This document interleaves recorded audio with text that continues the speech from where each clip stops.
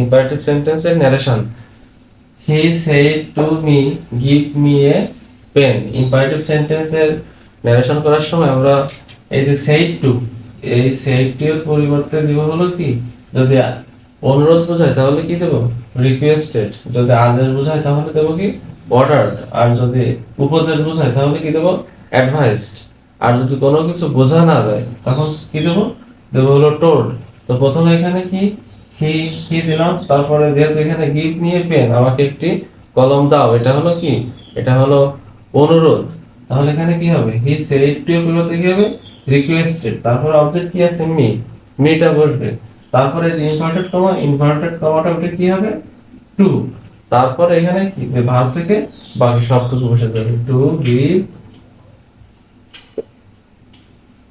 Me a pen. আর এটা যে ইম্পারেটিভ সেন্টেন্স সেটা কিভাবে বুঝবো, সেটা বুঝবো হলো কি এখানে কোনো সাবজেক্ট নাই, সরাসরি কি ভার্ব দিয়ে শুরু।